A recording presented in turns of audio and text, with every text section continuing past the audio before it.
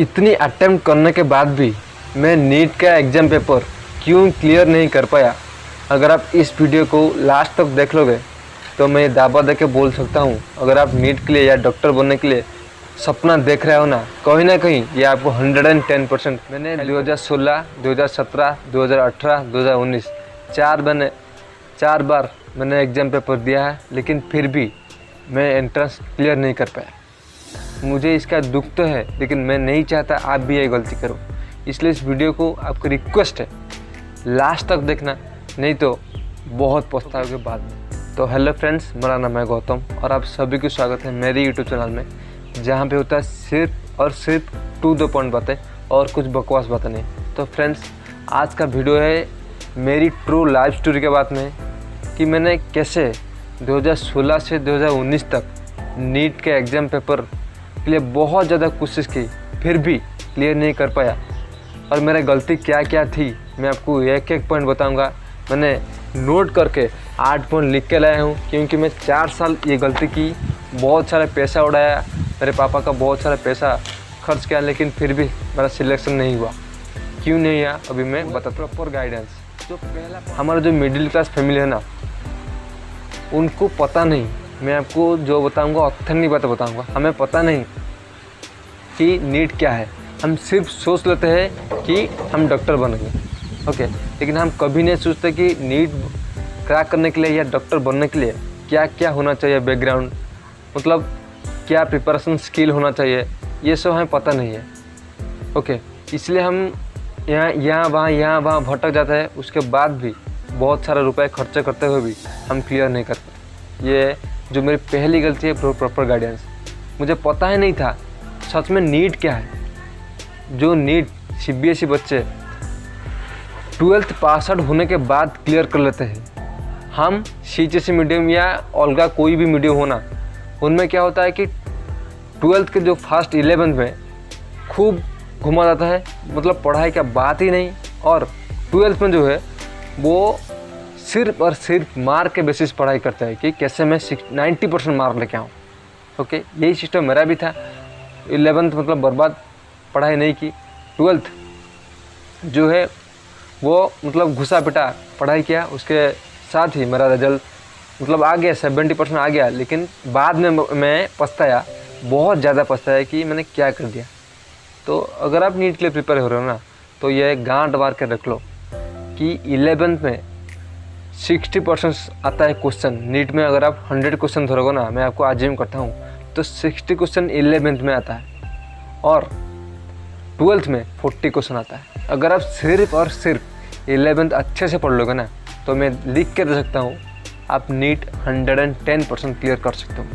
तो ये मेरा पहला गलती थी, मुझे प्रॉपर गाइडेंस नहीं दिया था, मतलब नहीं दिया गया था। मुझे पता नहीं था, हमारे फैमिली में, हमारे मतलब आसपास पड़ोस में किसी को भी कुछ पता नहीं था। सिर्फ 12th ख़त्म हो गया, मैंने भाग गया कोचिंग लेने के लिए, ओके। अभी मैं बताता हूँ नेक्स्ट मेरा जो क्या गलती था, ओके। जो नेक्स्ट गलती था वो है ऑथेंटिक कोचिंग सिलेक्शन। मतलब ये बात मैं क्या बताऊँ, मुझे तो कोचिंग के बारे में कुछ पता ही नहीं था। मेरे पापा जो वो एक फार्मर है, वो कहाँ से सुन लिया कि यहाँ से कोचिंग अच्छा मिलता है। उसके बाद वो डायरेक्ट कुछ ना समझे ना कुछ, मतलब आसपास के पता चला या नहीं, कुछ भी नहीं समझे, वो मुझे वहाँ पे एडमिशन कर लिया। उस कोचिंग सेंटर का नाम नहीं लूँगा, क्या बताऊँ, एकदम फालतू कोचिंग सेंटर है। मुझे पता ही नहीं चला कि कैसे मेरा 1 साल चला गया। अगर एक मतलब मिडिल क्लास का बच्चा जा रहा है ना, वो पता नहीं नीट के लिए क्या पढ़ना है क्या नहीं, उसे कुछ भी पता नहीं। कोचिंग जो भी ऑथेंटिक कोचिंग सेंटर होता है ना, वो देता है फर्स्ट कैसे पढ़ना है, क्या सिस्टमेटिक होता है। लेकिन मैं जहाँ पे गया वो वैसा कुछ भी नहीं था। सच बताऊँ, मेरा वो था 1 लाख रुपीज़, 1 लाख रुपीज़ और कुछ हॉस्टल में कुछ ज़्यादा पैसा गया था।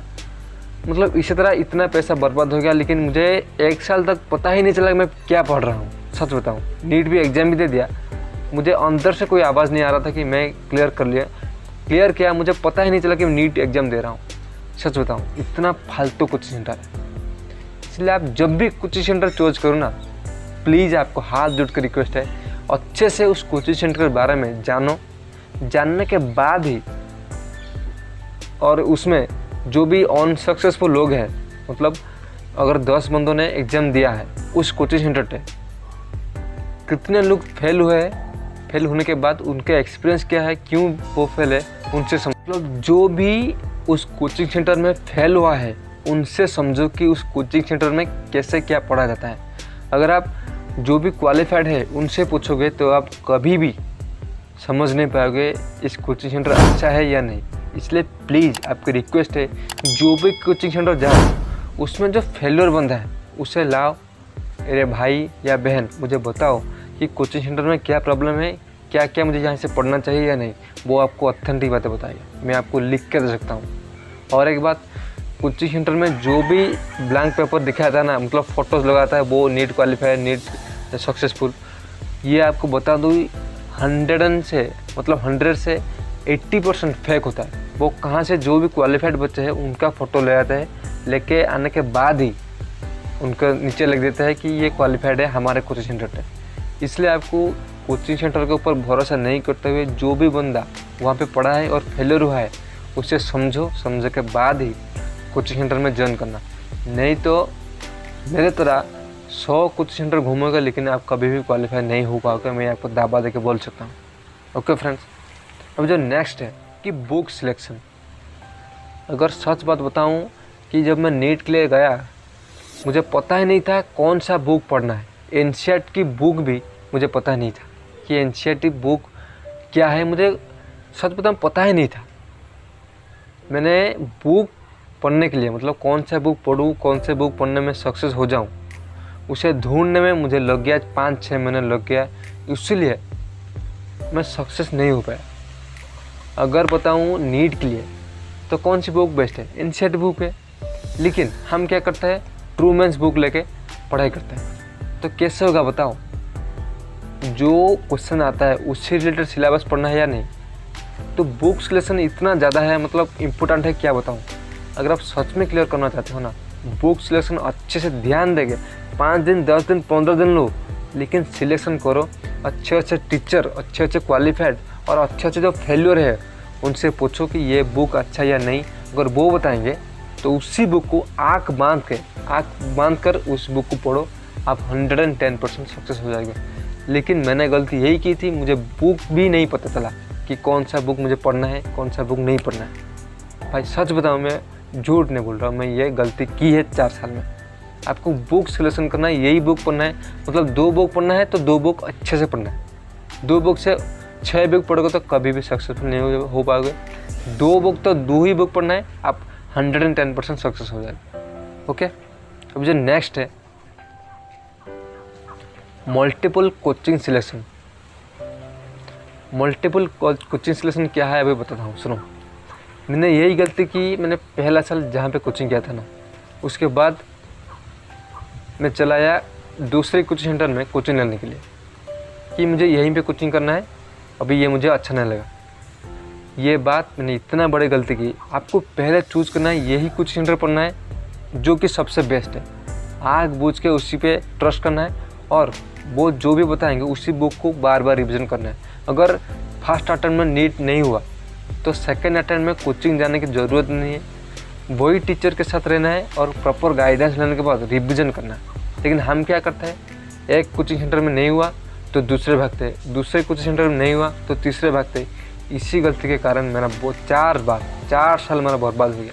मैं आपको रिक्वेस्ट करता हूँ कि अगर आप नीट के लिए या डॉक्टर बनने के लिए प्रिपेयर हो रहे हो या सपना देख रहे हो ना, ये गलती मत करना। सिर्फ एक कोचिंग सेंटर ढूंढना जो कि सबसे बेस्ट है। ओके, उसके बाद ही उसी कोचिंग सेंटर का जो नोट्स है लेके आना और उसी को ही रिवीजन करना। यहाँ उधर इधर नहीं जाओगे ना तो बर्बाद होकर रह जाओगे, मैं ये लिख कर दे सकता हूँ। ओके, अब जो नेक्स्ट गलती मैंने क्या रखी, सच बताऊँ, कोचिंग ढूंढने में, यहाँ से वहाँ कोचिंग जाने में इतना टाइम बर्बाद कर दिया ना, तो मेरे पास टाइम ही नहीं था प्रैक्टिस करने के लिए। अगर मैं एक कोचिंग सेंटर पढ़ रहा हूँ ना, एक गया, मैं दूसरे जा रहा हूँ, लेकिन दूसरे में क्या है, उनका भी पढ़ाने का स्टाइल कुछ अलग है, इनका भी जो मैं पहले पढ़ा था उसका भी कुछ स्टाइल अलग है। तो इधर उधर होकर ना मैं कहीं क्या ना रहा, सच बताऊँ। और प्रैक्टिस करने के बाद छोड़ दो, सच बताऊँ, इसीलिए मैं फेल हो गया। प्रैक्टिस बहुत ज़रूरी है, कम पढ़ो लेकिन प्रैक्टिस बहुत ज़रूरी है। जितनी प्रैक्टिस करोगे आपका सिलेक्शन हो जाएगा, नहीं तो कभी भी नहीं होगा। ये मैं गांठ भर के लिख के दे सकता हूँ आपको। इसलिए प्रैक्टिस का लैक नहीं होना चाहिए, प्रैक्टिस लगातार करना चाहिए। जितना ही पढ़ो अच्छे से प्रैक्टिस करो, प्रैक्टिस को बहुत टाइम दो और पढ़ाई को कम टाइम दोगे तो चलेगा, आपका सिलेक्शन हो जाएगा। मैं हाथ जोड़ कर रिक्वेस्ट करता हूँ, मैंने यही गलती की थी। ओके, अभी जो नेक्स्ट वो है प्रीवियस ईयर क्वेश्चन डिस्कशन। मैंने ये इतना बड़ा गलती की थी, मैं प्रीवियस ईयर क्वेश्चन नहीं देखा। अगर आप 2021 या 2022 या 2023 के लिए प्रिपेयर हो ना, उसके 5 साल प्रीवियस ईयर क्वेश्चन अच्छे से देख लो। उसी तरह क्वेश्चन तो सब आएगा और उसी से डायरेक्ट क्वेश्चन 10-15 क्वेश्चन आ जाएगा। मैं खुद फील किया हूँ, लेकिन रिग्रेट है, मुझे 3 साल तक पता नहीं चला कि प्रीवियस ईयर क्वेश्चन से मतलब प्रैक्टिस क्या आता है। पहला है प्रीवियस ईयर क्वेश्चन अच्छे से प्रैक्टिस करना है, उसके बाद ही मतलब एग्ज़ाम देने के जाना है। हम गलती यही करते हैं, प्रीवियस ईयर क्वेश्चन नहीं देखते, सीधा मुंह उठा कर चल जाता है कि एग्ज़ाम देने के लिए, तो कभी भी ये सिलेक्शन नहीं होगा। आपको रिक्वेस्ट है, प्रीवियस ईयर क्वेश्चन अच्छे से प्रैक्टिस करके जाना है। ओके, अभी जो नेक्स्ट है, not according to NEET syllabus. हम क्या करते हैं, नीट के लिए पढ़ाई करते हैं, लेकिन हम एम्स के लिए भी साथ में पढ़ाई करते हैं, एम्स के बुक भी प्रैक्टिस करते हैं। यही गलती बहुत बड़ी है, क्योंकि आप मॉडरेट लेवल के बच्चे हो, आप इतने इंटेलिजेंट नहीं हो कि साथ में नीट भी क्वालिफाई कर लोगे, एम्स भी क्वालिफाई कर लोगे। आप देख रहे हो कि बहुत सारे बंदे हो गए, मतलब वो भी बहुत कम है, नीट भी क्वालिफाई करते हैं, उसके साथ एम्स भी। तो तुम क्या सोचते हो ना, नहीं मैं नीट भी क्वालिफाई कर लूँगा, एम्स मैं भी क्वालिफाई कर लूँगा। अरे भाई सुनो, बोर्ड 8-9 से प्रिपेयर हो रहा है नीट को और एम्स को प्रिपेयर करने के लिए। 12th आते आते उनका नीट एकदम क्लियर हो जाता है, मतलब अच्छे से दिमाग स्ट्रांग होता है, उसके बाद ही वो एम्स थोड़ा बहुत पढ़ते हैं, वो क्लियर कर लेते हैं। जिस टाइम आप नीट के लिए प्रिपेयर हो रहे हैं, वो एम्स के लिए उस टाइम प्रिपेयर हो रहे हैं, इसलिए साथ ही दोनों वो क्लियर करते हैं। क्योंकि आप क्या करते हो, आप सोचते हो मैं भी वही हूँ, यही सबसे बड़ी गलती है। आप मिडिल क्लास के फैमिली हो मेरी तरह, और दिमाग इतना नहीं है। आपको जो करना है, एक टारगेट रखो, मुझे यही करना है नीट के लिए, और उसी को टारगेट रख के आपको पढ़ाई करना है, तो आपको नीट अच्छे से क्लियर हो जाएगी और दूसरे को पढ़ने की ज़रूरत नहीं। ओके, यही मैंने गलती की, यहाँ से यहाँ से वहाँ, नीट को भी, ICAR को भी, BHU को भी, UUT को भी, एम्स, इस तरह होते होते ना दिमाग खा गया। एक फोकस रखो, अच्छे से उसके ऊपर लग जाओ। अगर फिर भी कोई डाउट है ना, मुझे नीचे कमेंट देना, और वीडियो को अच्छा लगा ना प्लीज़ लाइक भी कर देना। ओके, और चैनल को हो सके तो सब्सक्राइब भी कर देना। अब जो नेक्स्ट गलती मैंने की, टुवर्ड्स एल्डर्स, ये बात आपको पता होगा। आप सोच रहे होगा कि नीट, जो भी मिडिल क्लास फैमिली है वो सोचता है नीट 5 साल की मतलब प्रिपरेशन होता है, अगर आप नीट पढ़ोगे तो 5 साल बाद क्लियर होगा। क्योंकि बहुत सारे बंदे आपके सामने हो गए, वो क्या करते हैं 5 साल 10 साल तक वो प्रिपेयर कर रहे हैं। अगर आप उन्हें देखोगे ना, आप में दिमाग में ये सोचाएगा, नहीं यार वो तो इतना पढ़ रहा है, 5 साल लगा दिया, 10 साल लगा दिया, मैं कैसे 1 साल में क्लियर कर लूँगा, मैं भी लगाऊंगा, जाओ 2, 3, 4, 5 साल। लेकिन यही गलती सबसे बड़ी है। आप उन्हें मत देखो, उसका जो सबसे बेस्ट है, जो 1 साल में क्लियर कर रहा है ना, उसे देखो, उनका स्ट्रैटेजी फॉलो करो, आप 110% सक्सेस हो जाएगा। अगर आप उन्हें देखोगे जो सक्सेसफुल नहीं है, वो अभी भी पढ़ाई कर रहा है ना, कभी भी नीट इस जन्म में क्लियर नहीं करता। ओके फ्रेंड्स, तो मुझे आशा है आपको ये वीडियो बहुत अच्छा लगा, और कोई भी क्वेरीज है मुझे प्लीज़ कमेंट कर देना, मैं जल्दी रिप्लाई दूँगा। तो फ्रेंड्स, आज के लिए इतना ही, मिलते हैं नेक्स्ट वीडियो में, तब तक खुश रहिए, कीप स्माइलिंग।